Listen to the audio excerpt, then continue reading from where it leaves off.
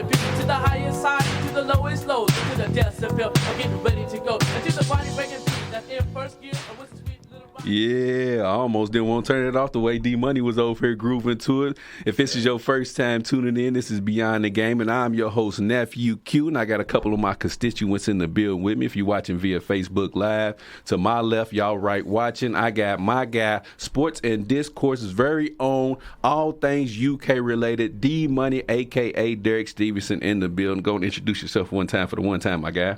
Man, that was such a good introduction. I don't really think I need to say anything else after that, man. I appreciate it, though. Yes, sir. And then we have a special guest in the building. I'm going to let him rattle off a whole list of accolades that this guy has been through. But I have Oscar Woodall in the building. Mr. Oscar, go and introduce yourself. Just a little quick bio. Well, Brother Q, you're too kind to say that I have a plethora of things to share. I seen the text message you sent me, man. It was like 2 paragraphs long of all of the list of accomplishments and accolades and things that you've done in your illustrious career. As best I can. Okay. I was a member of the 1980 Olympic boxing team, and let me stress, as a trainer, not as a boxer. Okay.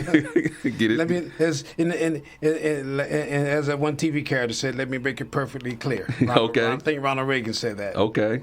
So we have a special guest in the building who's going to help us out with the show today. 5 years minor league basketball. I was director of basketball operations 3 years in the United States Basketball League. And I put several guys into the NBA, most notable Darrell Armstrong, who was the NBA Sixth Man of the Year with the Orlando Magic back in the day. There it is. He put Darrell Armstrong in the league, D-Money, for your Orlando Magic. He's a big Orlando Magic fan, by the way. Man, I wish I would have known you back in the day. You could have got me about 10, 15 minutes at Taste Creek, man. Got your little playing time over at Taste Creek? A little playing time at Taste Creek. Oh, man. So we got a big matchup going on this week. We have the NBA Finals finally about to kick off. We got the Denver Nuggets versus the Miami Heat. We got Joker versus Jimmy Jordan, because some people think that Jimmy Butler is Jordan's secret love child. But I do. That's another story for another day. We'll get into that differently. You think it's his child? Yeah, because I heard somebody break it down and say that Michael Jordan the Bulls was on a road trip, and Michael Jordan took a couple days off in Houston. Okay. And then next thing you know, the mother's talking about the dad don't want his name out there. Mm-hmm. That's definitely his son. That's his son. That's his son. So we got Jimmy Jordan versus Joker in this matchup. So I'm going to go ahead and kick it off real quick when we're proper. I'm going to go ahead and get the Denver Nuggets 4-2 in this matchup. The reason why I'm going 4-2 is that I feel like the Denver Nuggets have had a harder road to travel than the Miami Heat. They had to take down KD and Devin Booker.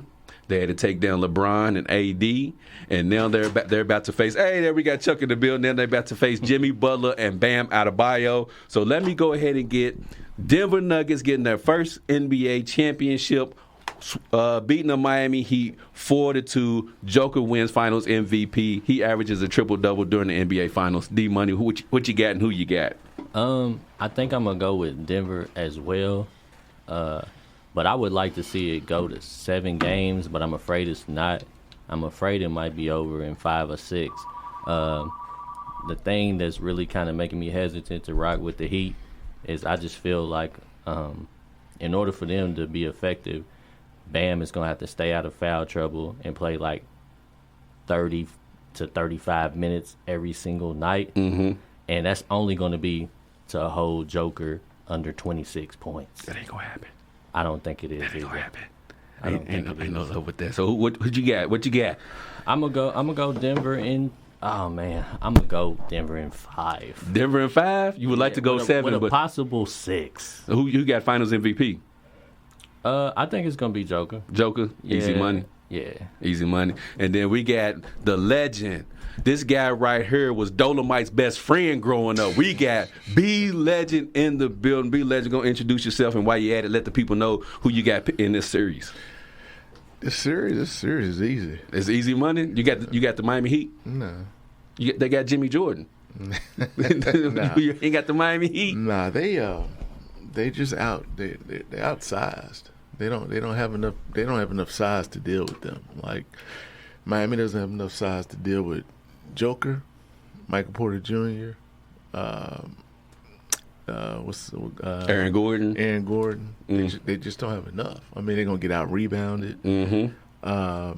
to D Money's point, Bam's got to stay out of foul trouble. Ain't gonna happen. If Bam stays out of foul, if he gets in foul trouble, who they gonna bring off the bench? UD? Yeah, good luck with that. I mean, I'm just saying. Nah, that's what I get what you're saying. They don't have enough bodies. I mean, they just don't. They don't have enough. Yeah. I mean, so I want to give it 5, but you gonna give it. but I'm gonna give it 4. You gonna give it a clean sweep? Yeah, because I just don't see Jokic will easily average a triple double. Easy. Mm-hmm. Like what type of triple double? Like a 30-point triple double? I'm thinking 27, 12, and 10. Yeah, something like that. Yeah, that's something like that. I mean, he could easily be up in 15 to 20 rebounds. Yeah, because ain't nobody out there that who's going to rebound with him? Dang. Bam will probably get you about 8 to 10, but that'd be about it. I mean, you say you want to give him a gentleman's sweep. Yeah. Because I would like to actually see Jimmy Butler win. I just don't think they had a manpower to get it done. They ain't gonna get it done. But before we let our special guest answer, we have a caller on the line. Caller, what's your name? Adam. Hey, what's going on, Adam? So, Adam, give us your NBA Finals prediction, and who do you think will win Finals MVP? All right, I think both of them are spot on. I think it's a sweep or 5 games, and that's gonna be the Nuggets. Only thing is the Heat wasn't supposed to be there anyway. They're playing with house money. They've already knocked out some teams that were bigger than them and all this and that, but I think his little storybook ends. And Jokic, Joker's the favorite for MVP, but all I gotta say, I'm giving it to that killer Jamal Murray. He's gonna show out, and either way, one of my cats is getting a ring. But I'll hang up. I'll just listen on to the show. But go Cats. Go Cats. Adam, we appreciate you for calling in, and forget that last part, but we appreciate you for tuning in and always with the show as well. You can also check out Adam Kent on one of our podcasts, Spoken Mind, so make sure you go check him out on that. Adam, appreciate you calling in, my guy. Yeah, you be good, man. We'll see you. Yeah. All right, so special guest in the building, Mr. Oscar. Oscar, go on, bring us on home. Who you got in this NBA Finals matchup, and who you got Finals MVP? I'm going to say what Adam said. Let me just say ditto. Adam, I believe in what you're saying. I like the Nuggets. I think they have more athleticism, and they're quicker. I look for the series to go 7, however. Mm-hmm. Because Miami's not going to exactly lay down and let them get walked on. Okay. I agree. Okay, Seth. So who you got winning Finals MVP? I like Jamal Murray to win it. Okay, Jamal Murray, ditto like he said. Adam said. So he got 7 games. Jamal Murray getting Finals MVP with Mr. Oscar's prediction. We have another caller on the line. Caller, what's your name, man? Man, it's the one and only Ike Barron. Oh, Lord. We got Easy Ike Barron in the building. So, all right, go ahead and give us your NBA Finals prediction and who you think getting the Finals MVP. Man, Nuggets win easy. I want to just say 5, but I might give Miami 2 games, but I think Denver probably wins in 5. Joker, MVP, easy. I think he averaged a 30-point triple-double. We got some disparity in the bill. Mr. Oscar is shaking his head no. Mr. Oscar, why you shaking your head no at his prediction? I have to respectfully disagree. Like I said, Miami's not going to lay down and play dead, and it's going to go, I think, 7. All right, what's your response to Mr. Oscar? Way too much size. You say way too much size? But quickness and athleticism that overcome that. He says Miami's quickness can overcome Denver's size. What you think about that? And Chuck, I want you to answer that as well when Ike gets done. I don't think so, because now you got to rely on 3 undrafted players to have another great series. It's not going to happen. Caleb, he had a great series, but them first 2 series, he averaged 11 in one and 10 in another. Then he averaged 20 in that last one. He's not going to do that again. Them guys are in trouble, and they have nobody that can stop Joker.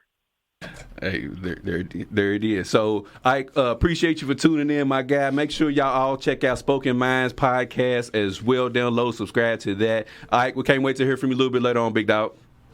Yes, sir. Yeah. So, Chuck, real quick. So, to Ike's point about, Miami maybe having an advantage with quickness and that. Oscar's point? well, Oscar's point. My bad. I do apologize. What you think about that? Because you the one who brought up Denver's length and size being the issue. They may have quickness. As I think about it, I might give them 1 game. You being generous. And the reason why I say that is because Denver ain't played in a week. Little rust action. Maybe that. I think Spoelstra's going to be smart enough to mix up his coverages, right? He's going to go. First of all, they're going zone. They have no choice but to go zone. Okay. Now, what keeps them in the game is if Denver can't hit shots. If they can't hit shots, then that's going to be a problem, right? Because they're going to go zone. And then they'll mix it up. They go zone. Sometimes they won't. Sometimes they will. They go man to man. Spoelstra's smart enough to mix it up a little bit. But Chuck, if I can jump in here real quickly, I think when you got Jamal Murray, he'll open up that inside and bust that zone up. Exactly. He's a long-range shooter, and he's been pretty much dead on the mark this season. Yeah. As a matter of fact, during his NBA career. Let's not forget what he did when he's here playing for the Kentucky Wildcats and how much he was on the mark then. He played for UK? Yes, he did. Is that where he came from? Yes. I didn't know that. Well, they got him. Well, you got to understand, you got him. Well, that's why you have me here. Oh, okay. Well, but you got him, you got Caldwell Pope. Okay. And you got Michael Porter Jr. So if those guys are hitting, they're going to come out of that zone because they won't have a choice but to come out of the zone, right? So, and Bruce Brown, by the way, too. So they're going to, but Denver's going to attack the zone, too. So I just think it's just too many obstacles there, that would say, oh, okay, well, Miami's going to take this 6 or 7. I just think at the end of the day, it's just the size, it's the length. I think they outman. To Ike's point, you're looking for, some undrafted guys to have remarkable series again. And I'm not saying they can't do it because they've done it. That's what it sounds like to me. I just don't. I don't think it's going to be enough. So, man, y'all ain't giving. No. Miami. No. Okay. Now listen, this is the only thing that can save Miami. Miami has got to turn into a track meet and hit a bunch of threes. But they got to be running constantly. Yeah, but that's up Denver's alley too. They like to run too. But it may hurt Joker though. But the thing Joker is, like to run. Not Denver. Miami was dead last in points per game in the NBA. So if they go through these little lulls where they can't score, it's going to be big problems for them. You know where it hurts Miami? What's that?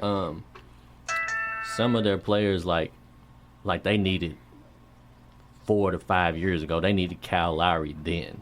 They got some guys on the team right now that could have helped them, but they just don't got the juice no more. Wait a minute. 4 to 5 years. What happened 4 or 5 years ago? I'm just saying, man. He was a better player. Why did they need Kyle Lowry 4 or 5 years ago? I wasn't. What happened? What happened then? He just was better. That's all I'm saying. But who was they playing against that they needed Kyle Lowry? They're going to get Tyler Hero. Tyler Hero will be back. Tyler Hero will be back. No, Chuck. Who was they playing against? Was that 4 to 5 years? No, that was what was the bubble? 3 years ago? The bubble? Yeah, 3 years ago. 3 years ago? Is that when they need Kyle Lowry? Toronto Kyle Lowry might have helped them a lot. Oh, okay. All right. We're going to take a quick commercial break on Beyond the Game on WLXU 93.9 FM. When we come back, we will talk about Derek Stevenson's favorite, not best, but favorite player, Scottie Pippen, and his remarks about Michael Jeffrey Jordan when we come back on Beyond the Game on WLXU 93.9 FM. Yeah, buddy, that was Scottie Pippen's remarks about Michael Jeffrey Jordan. It looks like everybody can't wait to get on the mic about this one, so I'll just go around the room, kick it off with D-Money first. What's your thoughts on Scottie Pippen's comments about Michael Jordan? Look, I think Scottie, or should I say Scott? Scott. You call him Scott. Scott just be at home drinking his Digits bourbon because nobody else is drinking it, so he got all the bottles at his house. And so disrespectful. I think he feels way more underappreciated and undervalued than he should for a guy that won 6 championships, right? Mm-hmm. Now, if this was somebody else on the team saying this, it would make a little more sense. But Scottie really got to live in the glory. Mm-hmm. Like, okay, you never going to be looked at like Jordan, but that's probably any other player that would have ever played with him. But most people hold Scott in a high regard. Scott. You know what I'm saying? And then there's a lot of other players that didn't even finish their career with a championship that probably would have loved to experience that. And he just seems too bitter for a guy that's won 6 times. But I think he's just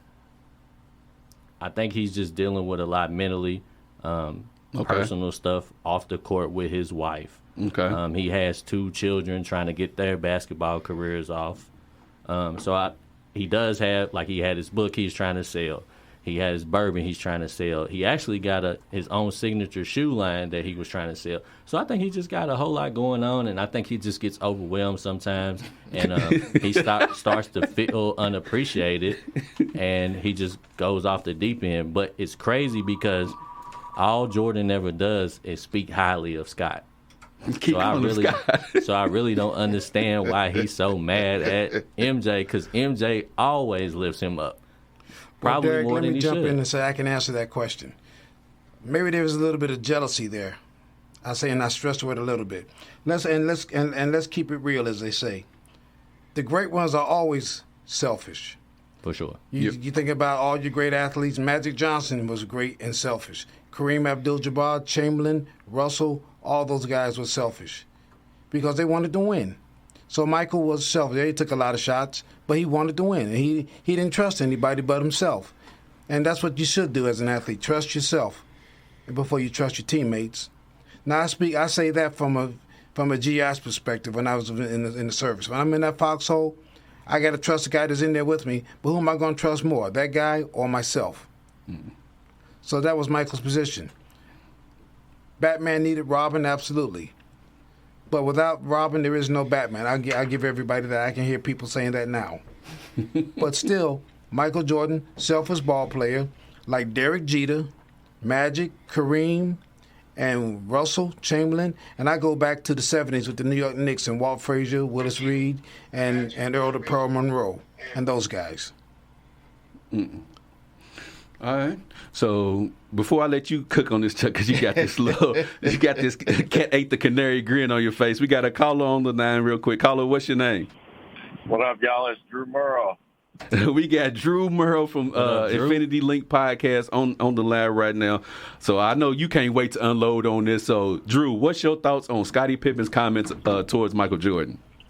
Man, the first thing I did, and I need everybody that's jumping on Scottie's behind with these comments to go look at the comments in his speech from Michael's Hall of Fame ceremony induction, where he called Michael the best teammate he ever played with, amongst other things, the greatest to ever play, yada, yada, yada. So I think D touched on it a little bit in his first comments. I mean, it's obvious that Scottie's going through something in his life. It seems like he makes a new statement every other month now, just for the attention that he gets. Now, he did do this on Stacey King's podcast, who is a former Chicago Bull at the same time, a lot less well-known, but still works for the Bulls media as well. So, I mean, I feel like they got what they wanted out of it. The likes, the clicks, everybody's talking about it. It's a conversation being held in the sporting realm. So I feel like it's a little calculated by Scottie to do this. But, you can just hear the hate in his voice when he was talking. And, I mean, like Oscar said, yes, I mean, everybody knows MJ was a selfish player. But like he also said, you're not getting those championships without Michael Jordan. And Michael Jordan, as he openly admitted in The Last Dance, which is why I don't understand what Scottie's so salty about, but he admitted in The Last Dance there's no 6 titles without Scottie Pippen, and that Scottie Pippen's name deserves to be brought up every time the Chicago Bulls and their championships are brought up. So, I mean, I think Scottie's just trying for some relevance. I won't go down the road of saying he's doing it because of what Michael's son's doing to his ex-wife. We all know about that situation, but it seems to me like this is some calculated ulterior motives. Last time he did this, he dropped a new liquor brand like 2 weeks later. So I feel like there's some new kind of endorsement coming out from him in the next week or two. All right. So, Andrew, real quick, before we get you off the line, while I got you here, give me your NBA Finals prediction. Who gets Finals MVP? I got Nuggets in 6, Joker MVP.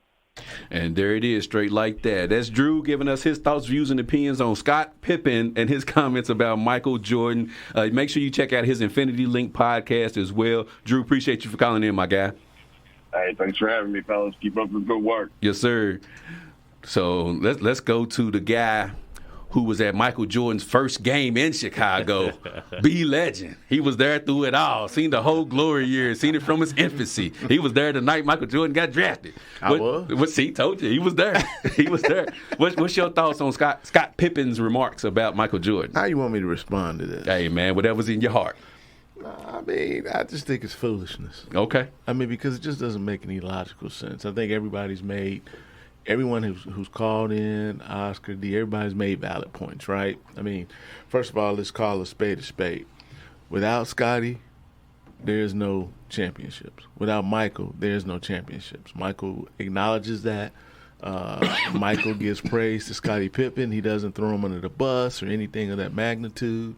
I mean, I agree with Oscar. I mean, and let's just call a spade.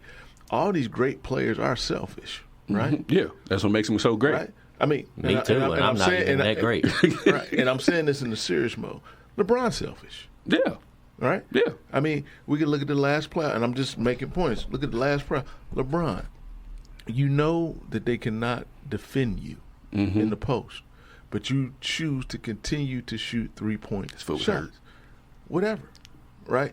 But he can do that because he's LeBron.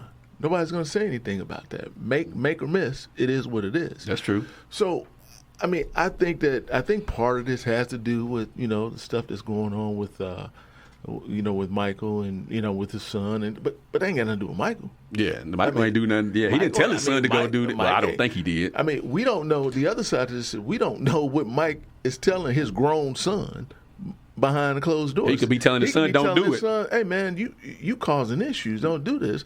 And he could be looking at his dad saying, "So what? Hey, screw you. I'm gonna do what I want to do. I'm a grown man." That's true. We don't know that. That's true.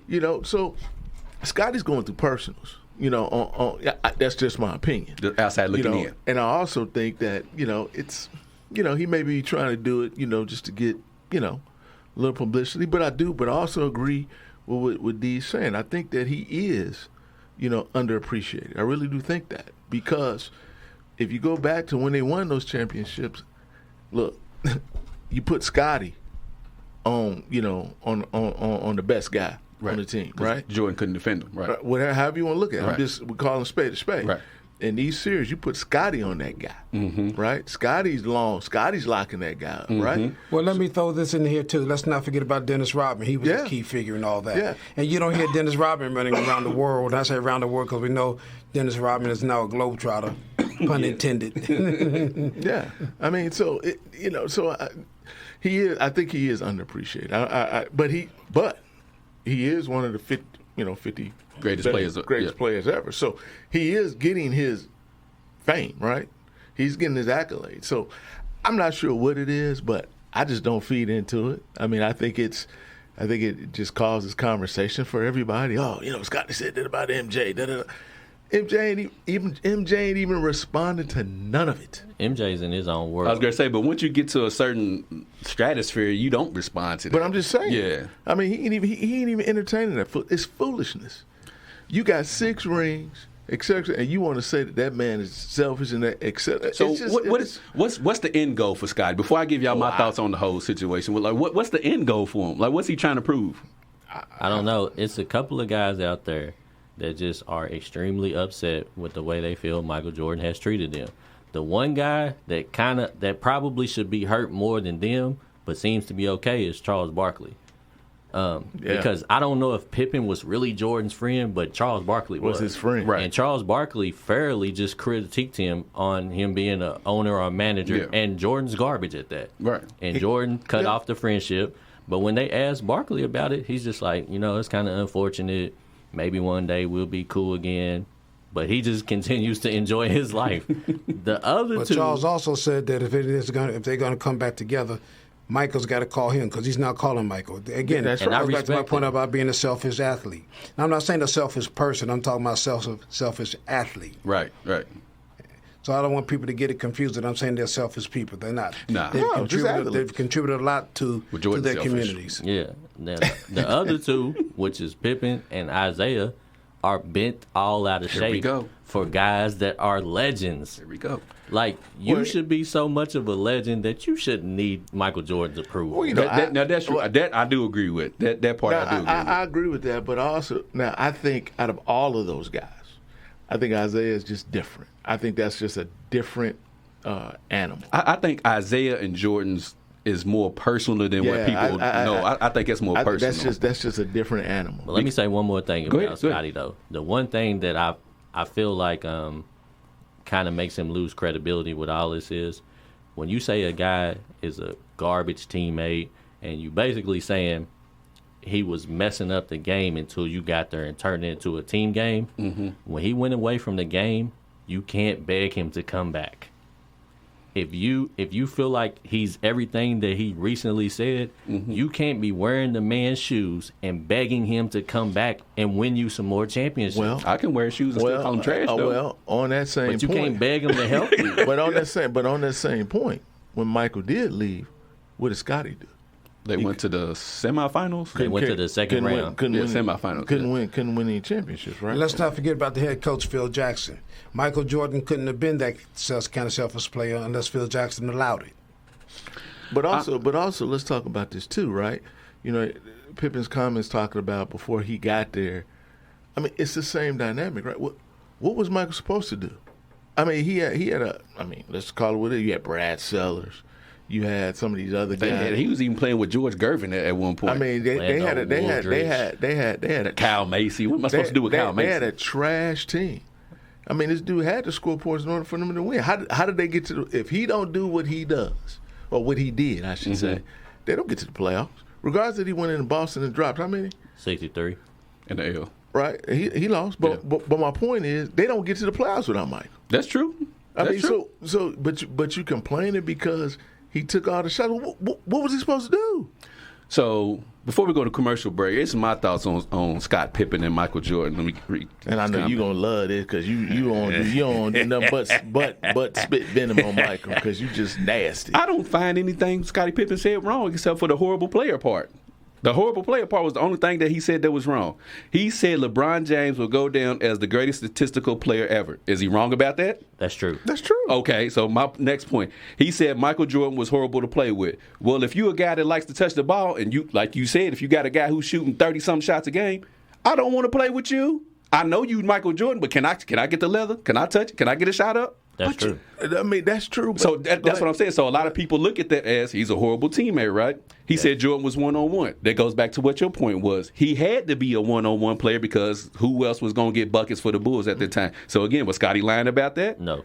So again, he said that Jordan took horrible shots. Again, if you're a one-on-one player, you're ISO, you're going to take some bad shots because you forcing stuff up, right? Yeah. So then But I don't think overall you could say he takes consistently. He didn't. Oh take bad shots. But again, that's not the connotation that Scottie was referring to this in. But we don't. How do we know that? I mean, you can just listen to what he's saying.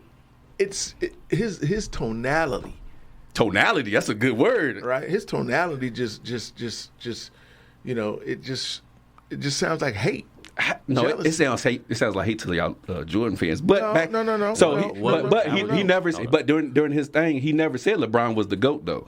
He never. This time he never. But see, I'm not even. See, my whole thing on this is this ain't even about a GOAT conversation. No, that's why I think people I think people heard horrible player and Michael Jordan and then automatically just excluded everything else Scottie Pippen said. Which the stuff that he was saying outside of that was actually factual. Yeah, but okay. I'm listening. Chuck, talk to me. It's factual, but we know why he's saying it. Right. Which makes it lose credibility. So he can't have an opinion on Jordan? Yes. Yeah, he can have an opinion on Jordan. If he wasn't Absolutely. coming from a place of bitterness, it's not bitter. It would be more valid. It is. Ain't bitter. You can hear the hatred in that man's voice. And I heard nothing but love. I heard constructive criticism. And you know, in all fairness to Scottie too, though, because I didn't hear the whole context of the interview with Stacey King.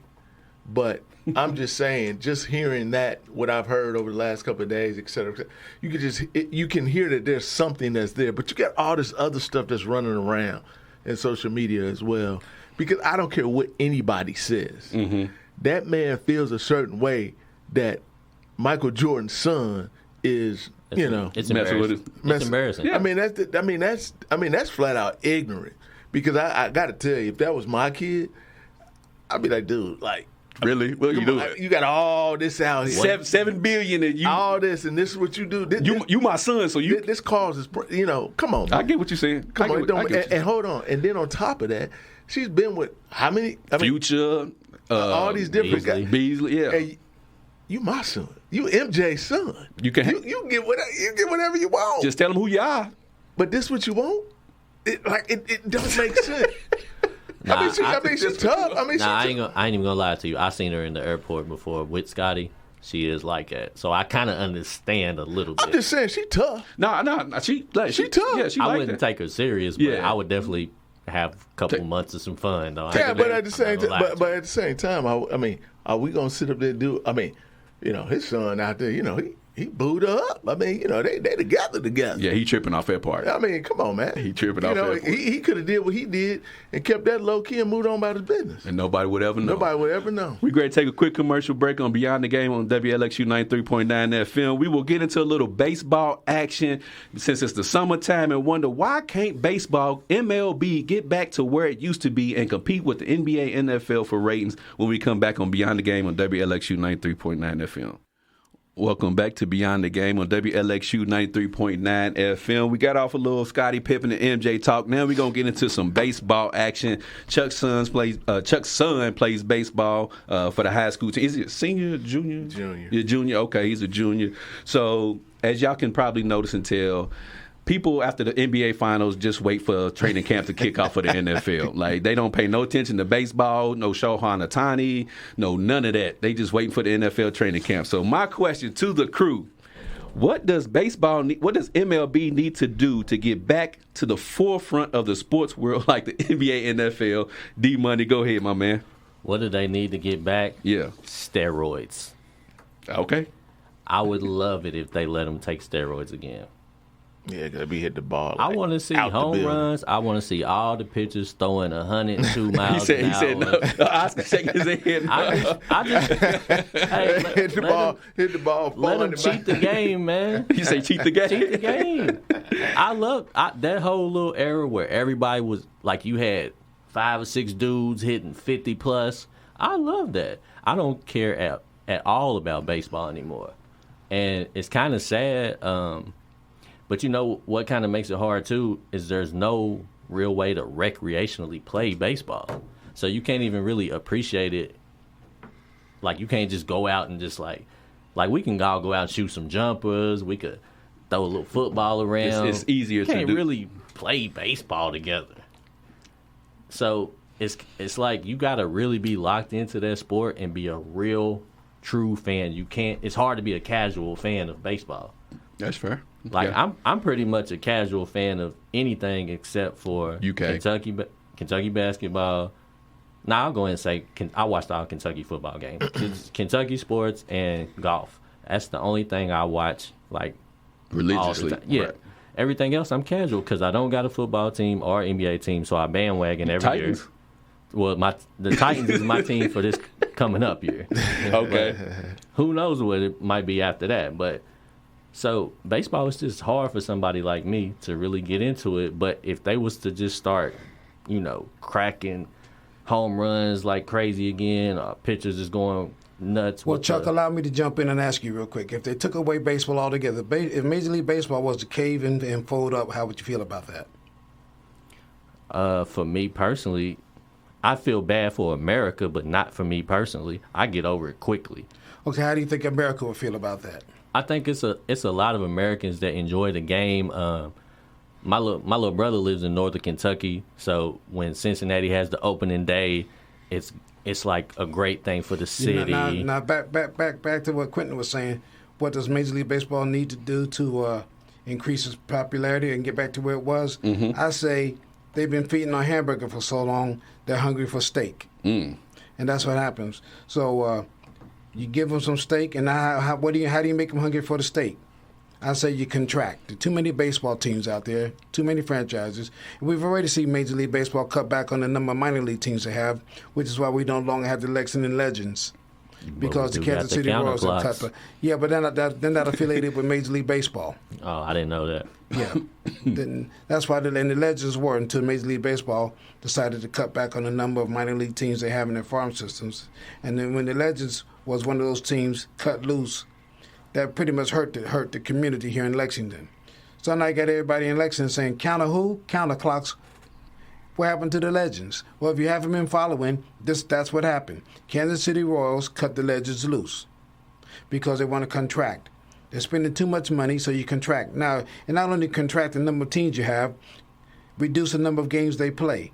And that'll make you hungry for the game because all of a sudden you have nothing all summer long other than going to your neighborhood parks and watching the kids play. There's nothing wrong with that.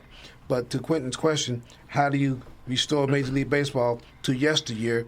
Cut back on the number of games each team plays. 182 games, too many games. Cut back on the number of teams. What, you got 32 teams in Major League Baseball? Do we need 100? Do we need 32 teams? I don't think so. Do we need 100 and some games? Definitely not.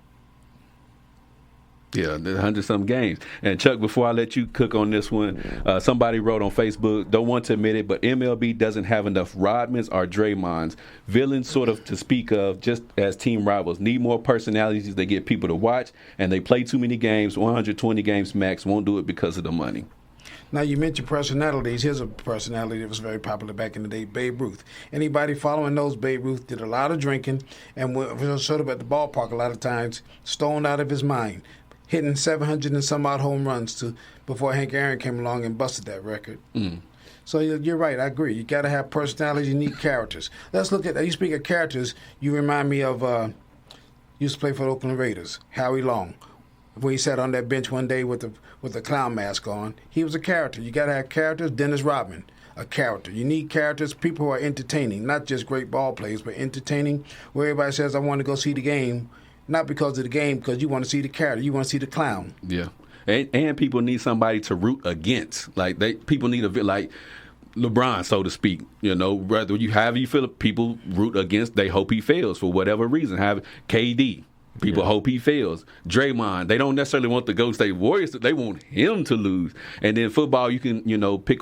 There's a plethora. You can Lamar Jackson, Josh Allen, like so many guys that people want to see lose. But anyways, Chuck, with you having a son who's playing baseball right now, what is your thoughts, views, and opinions? What can MLB do to bring it back to the forefront and be up there back again with the NFL and NBA? Well, I think before you can even get to that point, I think you got to understand, how it got to where it is. I think that, first of all, it depends on who you ask, right? Mm-hmm. So if you were to ask a room of African Americans, you're going to get, the game is too slow. The game is boring. Mm-hmm. The game is too expensive. The game has been, we've been priced out of the game, et cetera, et cetera, et cetera. Because majority of African Americans don't like playing baseball. They have no interest in it. It does nothing. Villains, no villains, whatever. No interest. You flip that, and then you got a room full of, Caucasians or, Dominicans or whatever. You're going to get a different response. Right. Because they love the game. Right. That's what they do. Dig into it a little bit more. You start talking baseball, basketball, football. Well, basketball and football are predominantly dominated by African Americans, right? Mm-hmm. They're generally more athletic, bigger, stronger, et cetera, et cetera. So they're drawn to that. From a cost perspective, all I need is what? A pair of cleats for football? Yeah. For basketball, I need a pair of gym shoes. That's it. Right. For baseball, I need 2-3 bats, 2 gloves, couple pair of cleats, et cetera, et cetera. I could easily be walking around with $2-3-4 in my bag. And you forgot to say a bag. And a bag, right? Yeah. So most of us, they're not going to spend that type of money. Then you start getting into, from the youth perspective. That's the same with golf, too, by the way. Yeah, same with golf. Then you get into the youth perspective. Well, they don't want to, they can't go out here and afford to go out here and travel. I got to start traveling here in a couple of weeks. You're looking at 5 weeks worth of travel. So you got hotels, you got all that stuff. You got travel expensive, yeah. Right? Then you got to pay these huge club fees, et cetera, et cetera. Well, basketball, you still got AAU, right? You still got to pay for that. You still got to pay for hotels. So, it's somewhat similar from that perspective, right? But at the end of the day, it's just not as much interest. Let me ask you a question. In one season of baseball for your son, ballpark, how much does it cost? Now you talking travel? You talking about everything? All in? Talking about one full season. Travel ball included. I would say I think the highest I probably spent was probably about $15,000. So before we go to commercial break, you hinted on it a little bit. Do you feel like black people are just being priced out of baseball? No, it's not. They are exactly automatically. I mean, that's just real, because think about it, Q. I go right now. If my son goes out and cracks a bat, it's gonna cost me $500 to go buy my bat. My son goes out and tears a pair of shoes. I give him a pair of shoes for $150. Not even that. If or ball bust or something like that, $25, $30. Well, I mean, you don't really need no ball. Yeah. Right. He rips a glove. That's $300. Right. I go to a BB Core event. That's a BB Core bat. I go to a whip bat tournament. I got to spend another $100-something on a whip bat. All right. He cracks that whip bat in that tournament. I got to buy another whip bat. Mm-hmm. See what I'm saying? And do they allow aluminum bats like they do in college? Well, I mean, it just depends on the tournament. Certain tournaments are wood bat only, and then certain bats are BB Core, which is aluminum. So it just all depends. So a lot of times when you just think about what I just laid out for you, you'll sit down and say, "Man, I won't be bothered with this. That's too much. That's just too much." So you gotta want it. That sport there, you gotta want it. You gotta drink it. You gotta eat it. You gotta live it. That's got to be what you do. It's got to be you. But at the same time, and I see this all the time, and it's just a flat out thing. You have a lot of Caucasians, Dominicans, whatever. That's all they do. 12 months, they play baseball. That's it. They don't play any other sports. We're going to take a quick commercial break before we do some of these comments about you, Chuck. They said, man, Chuck must be shopping at the Gucci baseball store. I should have shopping at the Gucci baseball store. It's just that if he's going to play, he got to have what he's got to have. Yeah. But be Chuck, I understand exactly others. where you're shopping. You're shopping at Dick's like everybody else, or like most everybody else. You're right. It is expensive. A baseball bat, it's not like going to the dollar store and getting a broom handle. Mm-hmm. Yeah. I mean, that's why I got to save my money. That's why y'all see me out rolling around. Yeah, you got to get that guap. But anyways, we're going to take a quick commercial break on Beyond the Game on WLXU 93.9 FM. When we come back, we'll ask a couple of questions like, why doesn't Monty Williams, Mike Budenholzer, and Doc Rivers find an NBA job? And between everybody in the building right now, y'all might want to stay tuned, because one of us has a relationship with Doc Rivers when he was down with the Atlanta Hawks. When we come back on Beyond the Game on WLXU 93.9 FM. Yeah. Oh, hey, that goes both ways, right? Yeah, twofold. But anyways, welcome back to Beyond the Game on WLXU 93.9 FM. We great talk about a couple of coaches, man. Chuck got me all tickled over here because I'm excited for you, brother. I'm more excited for you on the other end than the other end, if you know what I'm saying. But anyways, we great talk some NBA coaches. Monty Williams got let go by the Phoenix Suns. Mike Budenholzer, the Bucks championship winning coach, got let go by them earlier this year, and Doc Rivers got let go a couple of weeks ago after the 76ers exited the playoffs. So you have Monty Williams, who was in the NBA Finals last season, playing against Mike Budenholzer, who won the NBA Finals. Both of them coaches are no longer there. Doc Rivers, who has an NBA championship, but it was like from 40 years ago, but he got one nonetheless. So why? And don't forget, Budenholzer and Monty Williams both won Coach of the Year, too. But how about that? There it is, ladies and gentlemen. So why can't I'm gonna let Mr. Oscar cook last on this? Why can't these three coaches find an NBA gig? Chuck, I'm gonna throw it over to you first, man. Man, that is a great question. Go ahead, man. This floor is yours. Monty Williams is, I would say, I mean, he's, from what I can see, I mean, he's a good coach. He's a great man. Has he been out coached in certain things? Absolutely. But there's a lot of coaches that have been out coached, so it doesn't mean anything. But he's a spiritual guy. He relates to the players. I mean, again, we also know, we all talking based on what we see on the outside. We don't know what goes on in the locker rooms, et cetera, et cetera. But there's got to be something out there that these three guys, that they are, whether you talking about Phoenix, whether you talking about Philadelphia, who went with Nick Nurse. Right. I know Detroit wants Monty Williams, but Monty Williams won't take that job. It's we too know young. why. Well, it ain't that. They ain't going to win. That's what I'm saying. Yeah, it's too young. Yeah. Like, there's nothing there. And then, the Bucks went with Adrian Griffin. Right. Right. And so, I don't know what – those dudes ain't going to have no job. That's what it's looking like. And you trying to tell me that Budenholzer, who just won the chip. 2 seasons ago. Well, not that last season, but the season before that, yeah. You can't get a job when, Giannis was hurt. Chris Middleton was hurt majority of the year. Yep. And they got to let go. Then, Monty Williams, you traded majority of the team away. And for some odd reason, these fools out here thought that Devin Booker and KD was going to go out here and just win just those two. You had no bench. You had nothing else. He didn't trade. They traded. They did. And Chris Paul was hurt as well. Right. So, what are you going to do? Now, Doc, that's a different conversation. We've been up and down this thing with Doc over the last couple of years. Doc Rivers. Maybe it's just a new fresh start for him.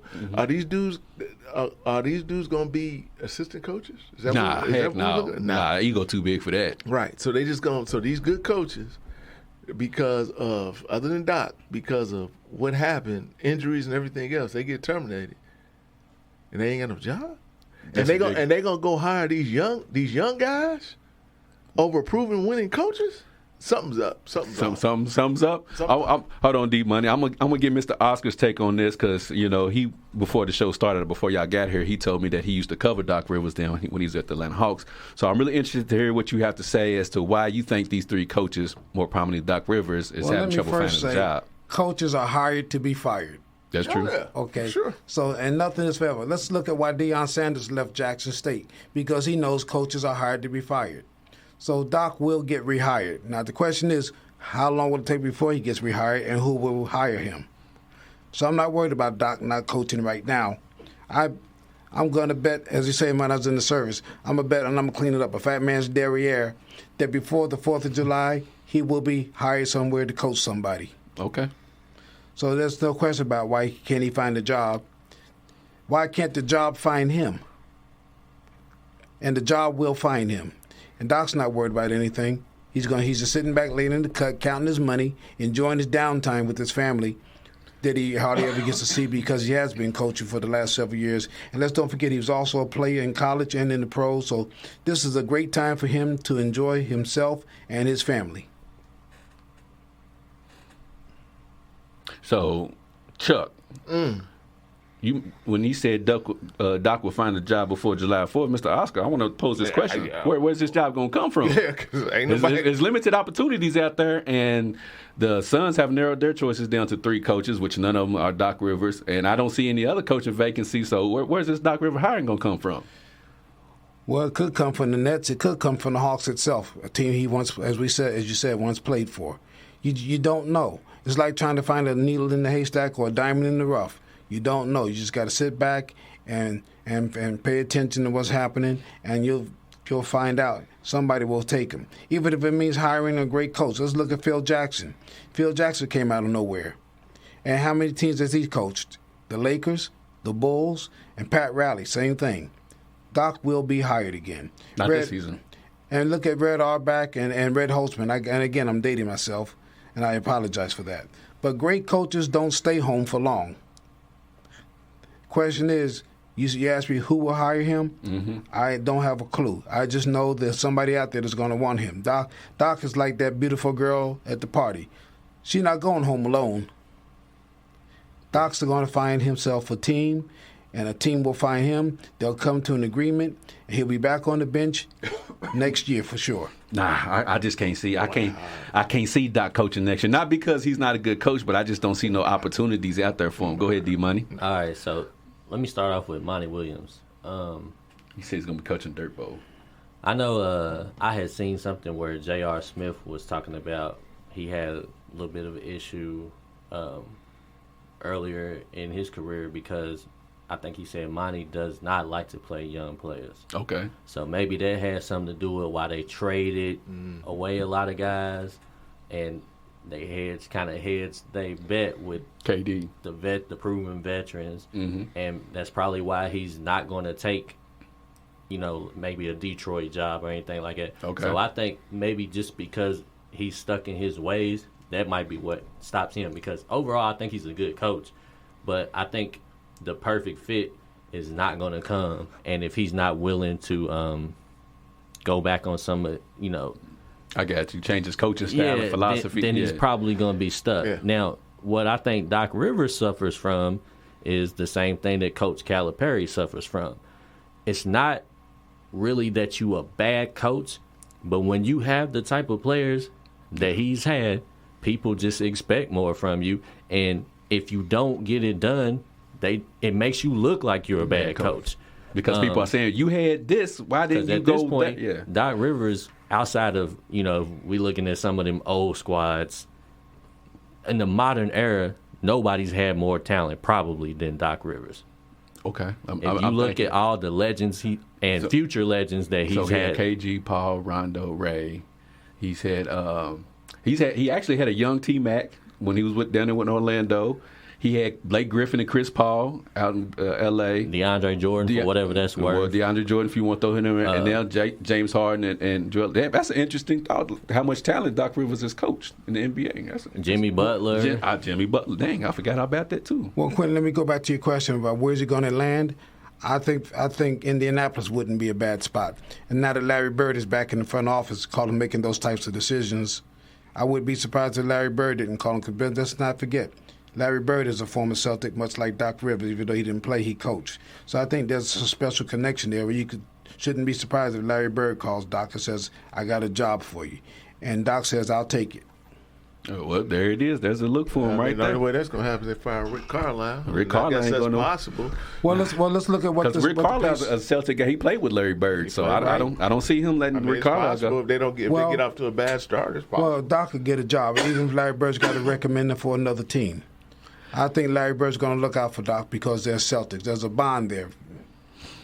There's a fraternity there. It may be a fraternity, but I think Doc going to be in the studio with us next season. Yeah, and when it comes to Milwaukee, I think sometimes you just have to do something as a franchise. Right. Yeah, but if you're not going to get rid of some of the guys, got to do something. Could end up in Cleveland with the Cavaliers. Who knows? But that's why but it's just shocking to me that you get rid of Budenholzer. You go with Adrian Griffin. Now, again, nothing wrong with Adrian, But I would think for that team with Giannis, you would. I think Giannis had something to do with it. He had to. I think you don't make a move like that for a guy that just won you a chip without running it by that guy and that guy giving a blessing. Well, no, he didn't. He spoke up for him. Oh, he spoke up. Fact. Okay, yeah, he did do that for sure. So then, why would they go against? That don't make sense to me. No, he spoke up for Adrian Griffin. Oh, okay, not Mike Boot. Okay, that's what I was gonna say. He spoke up for Mike Budenholzer too. But why would you? But anyways, that concludes our show for today, Mr. Oscar. Thank you, our guest who come by today with all his accolades and accomplishments on the building. I need everybody to like, share, and subscribe to the YouTube channel KY Beyond the Game. Derek Stevenson, let people know where they can find you at, my man. I like it better when you do it, man. I can't do it. They won't. Okay. I got you. My bad. It's just you introduced me so good, man. I was gonna let you do your thing. Anyways, y'all can find me on YouTube, Spotify, Apple Podcasts, Sports and Discourse with Derek Stevenson. That's simple. And of course, you can also hear my sports reports every morning, Monday through Friday, here on Radio Lex at somewhere between the hour of 8 and 9 o'clock. And I'll give you updates on what's happening locally with the Wildcats, Kentucky State University, Eastern Kentucky, as well as the teams up in Indianapolis, which is our closest NBA franchise with the Pacers and the Fever. Let's not forget about the WNBA and give the women their props. Hey, there it is, straight like it. And you can find me at the house. I was getting or I'll be in the office. Or at the Gucci baseball store. However you want to find it. I'm around. Y'all just go ahead, look for the smoke. There it is. See the smoke? There's Chuck. We're getting up out of here. And as always, I want you to treat somebody how you want somebody to treat your mama. And we up about this thing, y'all. Peace.